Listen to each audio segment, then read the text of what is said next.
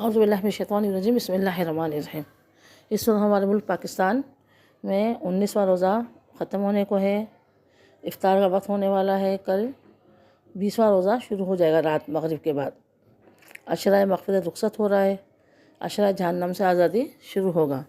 اللہ تبارک و تعالیٰ سے دعا ہے آپ کی، میری، تمام یوٹیوب پر سننے والے مومن مسلمانوں کی، سب کی بے حساب بخشش و مغفرت فرمائے، اور اس رمضان میں ہمیں کم حق کو خوب عبادت کرنے کی توفیق عطا فرمائے۔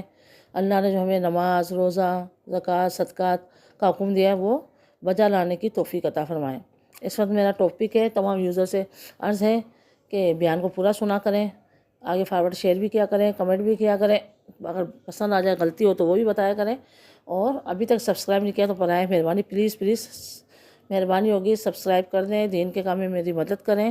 زیادہ سے زیادہ میرے 300 کے قریب آپ کو بیان ملیں گے یوٹیوب پہ، وہ سنیں، علم دین حاصل کریں، گھر بیٹھے اس موبائل کے استعمال کریں، موبائل کے ذریعے جو ہے علم دین سیکھیں۔ اور لوگ بھی ہیں تو بہت سے بڑے بڑے مفتیان کرام، علماء کرام کر رہے ہیں بیان، لیکن میں نے بھی اپنا تھوڑا سا حصہ ڈال دیا اس میں کہ سب کو ہی کرنا چاہیے، سبھی داعی ہیں، سبھی آقا علیہ الصلوۃ والسلام کی دعوت کو آگے پہنچائیں۔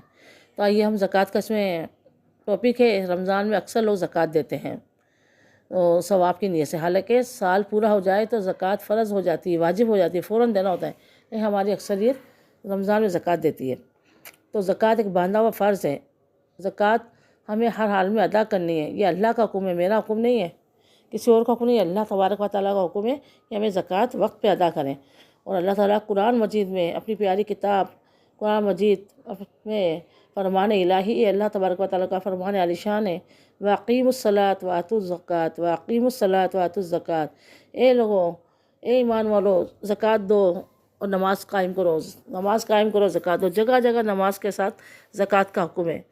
تو جب اللہ حکم دے رہا ہے، پھر میرے آقا علیہ الصلوۃ والسلام نے فرمایا کہ لوگوں خوش دلی سے زکوٰۃ دو، زکوٰۃ کو ادا کرو، زکوٰۃ مال کا میل ہے، زکوٰۃ مال کو پاک کر دے گا۔ زکوٰۃ 2.5% ہمیں نکالنا ہے، یعنی 40واں حصہ، یعنی 1,000 پہ 25 روپے، 10,000 پہ جو ہے 2,500 روپے، 1,00,000 پہ 25,000 روپے، یہ 10 لاکھ پہ 25,000 روپے ہمیں نکالنا ہے۔ تو یہ ہمیں نکالنا ہے ہر حالت میں زکوٰۃ۔ اور اللہ کے محبوب کا فرمان عالی شان ہے کہ جو زکوٰۃ نہیں نکالتا، وہ زکوٰۃ کا مال اس کے لیے کل بروز قیامت قبر میں آگ کا بنا دیا جائے گا۔ تو کیا کریں گے؟ مر جائیں گے، زکوٰۃ ادا نہیں کریں گے، پیچھے وارث لے لیں گے، تو اس سے اچھا ہے کہ اپنے مال کی زکوٰۃ نکالو۔ اب زکوٰۃ کس پر ہوتی ہے؟ کس کس چیز میں مال نامی پر ہوتی ہے؟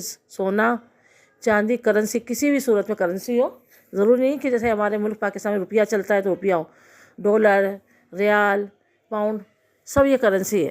اور کرنسی ہم نے رقم کسی کو قرض دی ہوئی ہو، بینک میں رکھی ہوئی ہو، کسی کو ادھار دی ہوئی ہو، یہ سب جو ہے ملائی جائے گی۔ سونا، چاندی، رقم، پرائز بانڈ اور مال تجارت، یہ سب اگر 52.5 تولہ چاندی کی مقدار کو پہنچ جاتے، جو تقریباً 5.5 سوا 5 لاکھ روپے تک کی آ رہی ہے آج کل، 52.5 تولہ چاندی، اتنا مال بن جاتا ہے۔ اگر 1.5 تولہ سونا ہے، کچھ چاندی ہے، کچھ اور ہے، تو یہ 52.5 تولہ چاندی تک پہنچ جاتا ہے، تو پھر ہم صاحب نصاب ہو گئے، اور سال بھی ہو گیا تو ہمیں زکوٰۃ ہر حالت میں نکالنی ہوگی۔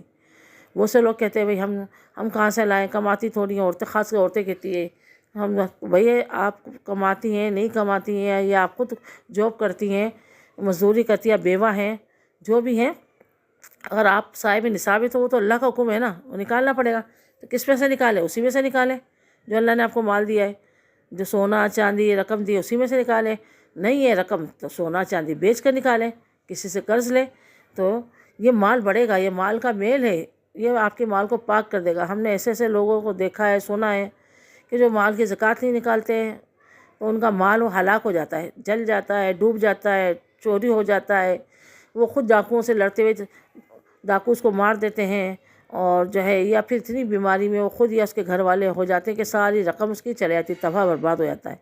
آپ دیکھو مال کی زکوٰۃ نکالو، اللہ تعالیٰ آپ کے مال میں برکت عطا فرمائے گا۔ اور یہ میرے آقا علیہ الصلوۃ والسلام کا شان میں عظمت بھی ہے، یہ کوئی ٹیکس نہیں ہے۔ بعض لوگ اس کو بہت سمجھتے ہیں۔ یہ مدینہ منورہ میں ایک تھا سابلہ نام تھا اس کا، تو حضور صلی اللہ علیہ وسلم کی خدمت میں آیا کہ یا رسول اللہ، میں غریب ہوں، نادار ہوں، میرے لیے دعا کریں کہ میرا مال بڑھ جائے۔ تو آقا علیہ الصلوۃ والسلام نے اس کے لیے دعا کی۔ اس وقت پہلے یا تو کھیت کھلیان ہوتے تھے یا مویشی ہوتے تھے، تو اس کے مویشی میں اتنی برکت ہوئی، یعنی اس کی گائے بکری اتنے بچے دیے کہ مدینے میں جگہ نہیں رہی، تو وہ جنگل میں چلا گیا، میدان میں گراؤنڈ کے اندر، وہاں اس نے اپنا کاروبار شروع کر دیا۔ جب پھر زکوٰۃ کا حکم آیا تو حضور صلی اللہ علیہ وسلم نے ابوبکر صدیق رضی اللہ تعالیٰ عنہ کو صابلہ کے پاس بھیجا کہ جا کر اس سے زکوٰۃ لو، تو اس نے کہا میں سوچوں گا، دیکھوں گا کیا ہے کیا نہیں ہے۔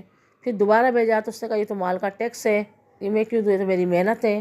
تو حضور صلی اللہ علیہ وسلم کے پاس آ کر ابوبکر صدیق نے فرما دیا، صحابہ کرام نے جو لینے گئے تھے، حضور صلی اللہ علیہ وسلم نے فرمایا صابلہ تیرے لیے ہلاکت ہے، یہ صابلہ تیرے لیے ہلاکت ہے۔ جب صابلہ کو پتہ چلا تو اسے کہ حضور صلی اللہ علیہ وسلم نے اس کے لیے بد دعا فرمائی ہے، اس نے سر پر خاک ڈال لی، وہ مال لے کر اس بارگاہ نبوی میں حاضر ہوا، حضور صلی اللہ علیہ وسلم کی خدمت میں زکوٰۃ کا جتنی، کیونکہ اس میں بہت بن رہی تھی زکوٰۃ، یعنی 40 بکریوں پر ایک بکری ہوتی ہے نا اس میں، تو اس کے جانوروں کے الگ حکم ہوتے ہیں، اس کے زکوٰۃ نکالنے کے، کھیت کھلیان کے الگ ہوتے ہیں، اس کو عشر کہتے ہیں۔ تو یہاں پر وہ لے کر آیا تو حضور صلی اللہ علیہ وسلم نے لینے سے انکار کر دیا، وہ بہت پریشان ہوا۔ پھر حضور صلی اللہ علیہ وسلم کے وصال ظاہری کے بعد ابوبکر کی صدیق میں خدمت میں وہ اپنا مال لے کر آیا، انہوں نے بھی انکار کر دیا۔ پھر عمر فاروق کی خدمت میں لایا، انہوں نے بھی انکار کر دیا۔ پھر عثمان غنی کی دور میں وہ دنیا سے چلا گیا۔ بتائیں، جس کو نبی صلی اللہ علیہ وسلم دنیا میں جس سے ناراض ہو جائے، جس کو بربادی کی بد دعا دیں، اس کے لیے تو ہلاکت ہے۔ تو حضور صلی اللہ علیہ وسلم کا فرمان ہے کہ زکوٰۃ کو نکالو، ٹیکس نہیں ہے، یہ غریبوں کا حق ہے۔ اللہ نے مالداروں کے پیسوں میں غریبوں کا حق رکھا ہے کہ غریب، بیوہ، یتیم، مسکین، قرض دار، قیدی، اسیر، مسافر یہ آپ کے مال سے فائدہ اٹھائیں۔ تو اپنے مال کا جو اللہ نے آپ کو دیا، آپ کا نہیں ہے ذاتی، معذرت کے ساتھ آپ کا نہیں ہے، اللہ چاہتا تو آپ کو بھی غریب رکھ دیتا، آپ بھی مانگنے والے تھے، لیکن آپ شکر کریں کہ اللہ نے آپ کو بانٹنے والا دیا ہے، آپ کو اللہ نے اتنا مال دیا ہے کہ آپ اس میں سے ادا کریں۔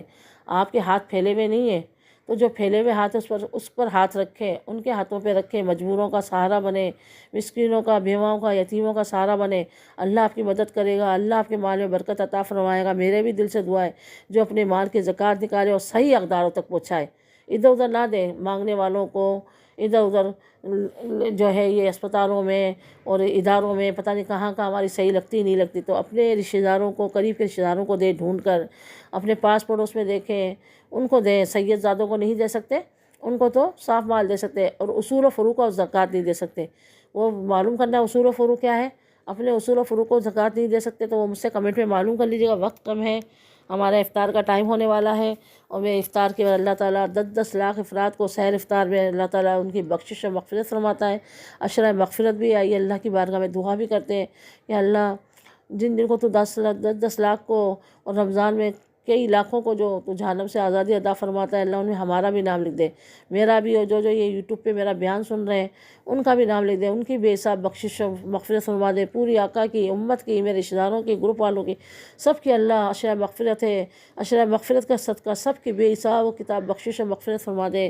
اس رمضان کو کما حق و عبادت میں گزارنے کی سعادت عطا فرما دے۔ یہ ماہ رمضان تو دوبارہ آ جائے گا 11 ماہ بعد، پتہ نہیں ہم ہوں گے نہیں ہوں گے، ہم کہاں ہوں گے، قبر میں ہوں گے، زیر زمین ہوں گے، جل جائیں گے، مر جائیں گے، جہاز کریش ہو جائے گا، سمندر ڈوب جائے، ہمیں کچھ نہیں پتہ ہم کہاں ہوں گے۔ اللہ رمضان تو ہر سال آئے گا جب تک قیامت نہیں آئے گی، تو یہ اللہ اس کے آئندہ آنے سے پہلے ہمیں سچی پکی توبہ کی توفیق عطا فرما دے۔